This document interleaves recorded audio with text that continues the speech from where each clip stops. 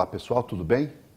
Nesta terceira unidade nós vamos abordar sobre ainda o tema negociação e arbitragem. Vamos falar sobre algumas técnicas, alguns estilos do negociador, táticas e também um instrumento importante que é a arbitragem.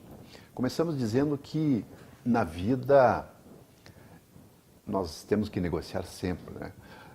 E nesse sentido, negociação ela implica necessariamente em conceder algumas coisas. Até porque se não houver a concessão, ela se torna uma imposição, então não é negociação. Então, se pensarmos em negociação, necessariamente nós temos que pensar em conceder alguma coisa. Portanto, a concessão faz parte da negociação.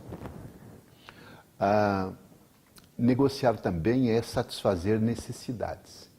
Vocês se lembram da pirâmide das necessidades de Maslow? O ser humano sempre tem necessidades insatisfeitas ou a satisfazer. Então, nós temos interesses e temos necessidades. A negociação ela é justamente para isso, né? É um instrumento para atender, né, o interesse de uma pessoa ou satisfazer uma necessidade. É uma troca, tá certo? Para isso, evidentemente, que o processo de negociação, para os negociadores, ele tem que desenvolver o que nós chamamos de preparo, a preparação. Então, o treinamento, né? O objetivo, qual é a técnica que nós vamos usar, verificar também como que é o outro, ou os outros negociadores, né? A preparação do local, a infraestrutura, tudo isso é importante antes da negociação. No passado, algumas pessoas faziam a mesa de negociação de um lado, as pessoas sentadas num patamar mais alto, outros num local mais baixo. Eu penso que isso seja uma besteira para que o outro se sinta inferiorizado, especialmente na relação capital-trabalho.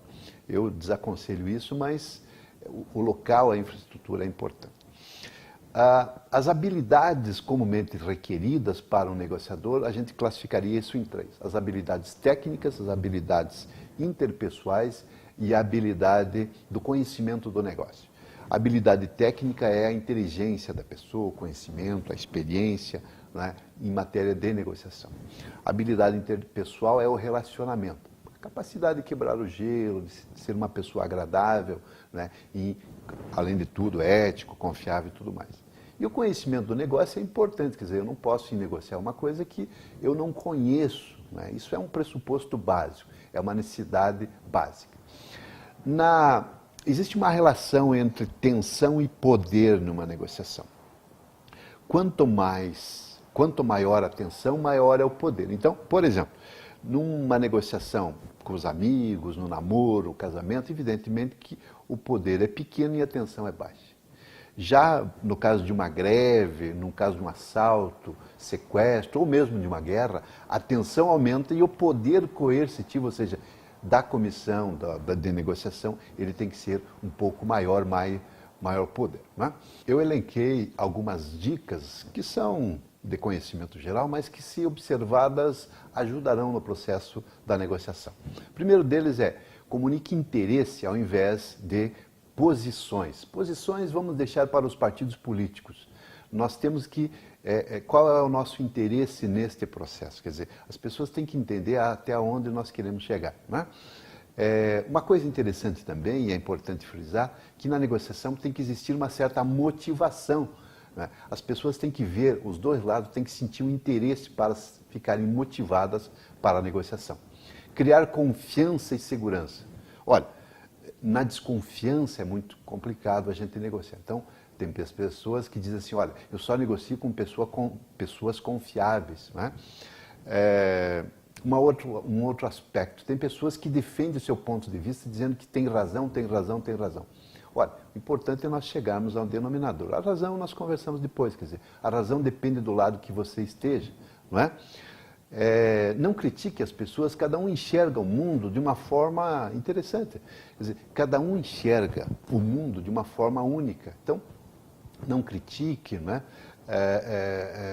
Não ache que todo mundo tem que pensar, por exemplo, como você, né? Negocie também, uma coisa interessante é negociar sempre com um papel à frente.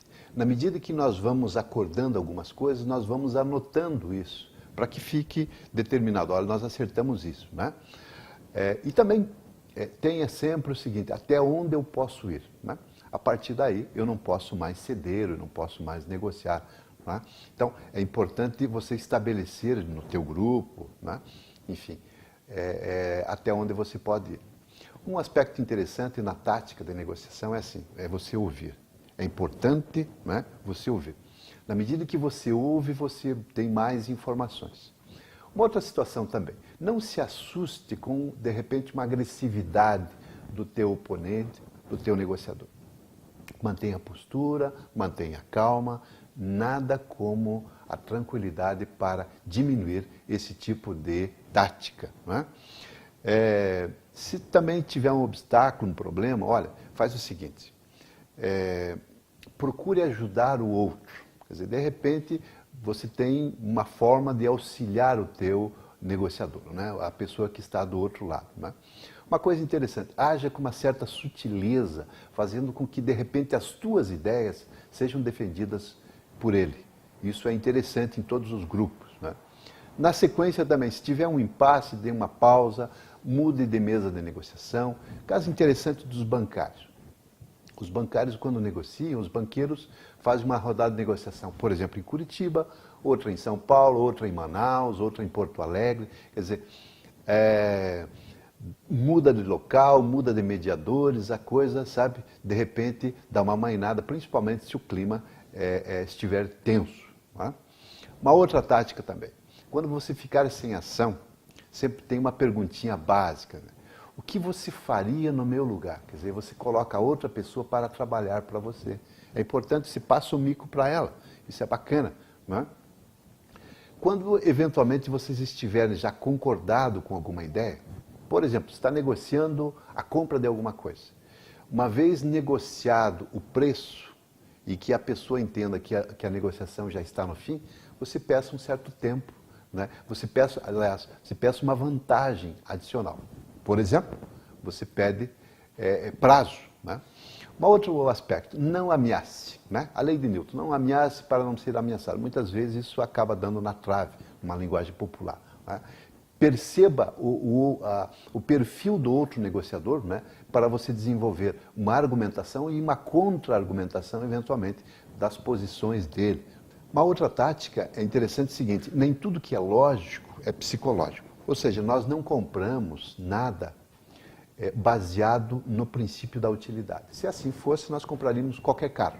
Mas nós compramos determinado carro que satisfaz os nossos interesses e alavanca, por exemplo, o status de determinada pessoa. Ou seja, sob a ótica da utilidade, todos os carros seriam normais, mas não é assim que funciona. Tem que ter um plus a mais, né? Então, nem tudo que é lógico é psicológico, especialmente na negociação.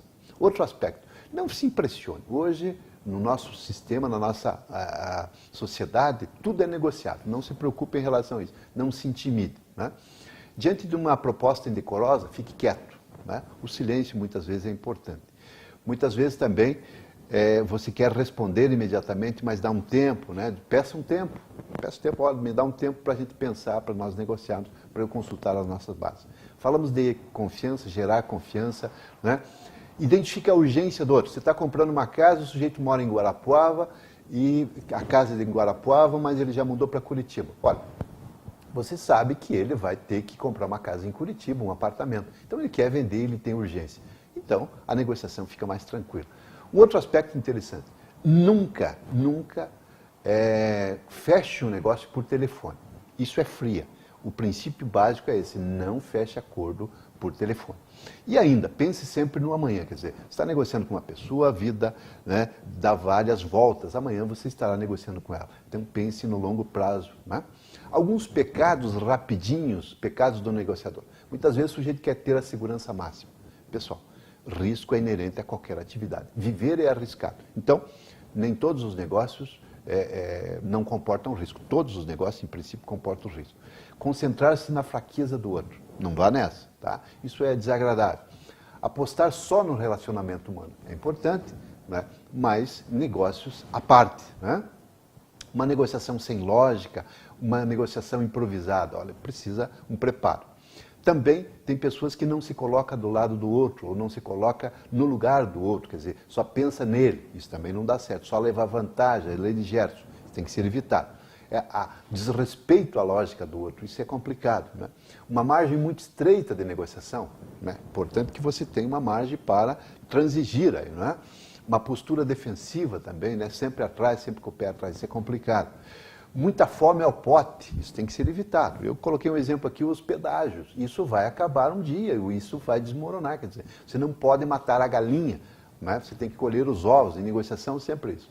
Um sujeito radical, sem flexibilidade, truques demasiados, isso não dá certo. Uma linguagem inacessível. Nós sabemos que conflitos existem, né? Todos os conflitos existem, né? Na área trabalhista, comercial, industrial, nacional, internacional. Quer dizer, o conflito hoje é inerente à nossa sociedade. Nós vivemos uma sociedade conflituosa.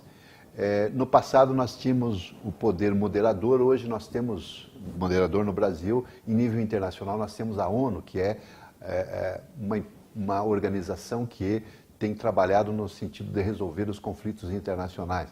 Né? Nesse aspecto, então, a ONU tem um trabalho extremamente interessante de arbitragem, só como um exemplo aqui de um aspecto macro. Né? No caso brasileiro, nós sabemos do acúmulo de processos na área do judiciário, então, acúmulo, a demora, a procrastinação das partes, os recursos que podem ser entrados, as dificuldades, o desconhecimento de alguns juízes em algumas matérias, né? Os custos elevados. Então, tudo isso faz com que um instrumento na negociação seja estabelecido, que é a arbitragem e a mediação. Né? E é uma forma comum de resolução de conflito, incentivando o diálogo. Né? Claro que nessas arbitragens, nessas intermediações, normalmente feito em câmaras de comércio, em cidades grandes, né? Principais cidades brasileiras têm isso, através da associação comercial, tem um custo, mas tem uma série de vantagens, até porque não é um mecanismo judicial. Tem uma série de vantagens aí, principalmente a celeridade, a rapidez, o profissionalismo, o sigilo. Né? Por tudo isso, é possível dizer que a arbitragem é um instrumento bacana, né, para resolver algum conflito. Muito bem, falamos sobre algumas táticas, algumas técnicas de negociação, alguns pecados e também sobre o instrumento da arbitragem. Espero que vocês tenham aproveitado. A gente se encontra na sequência. Um grande abraço, muito obrigado pela atenção e até lá.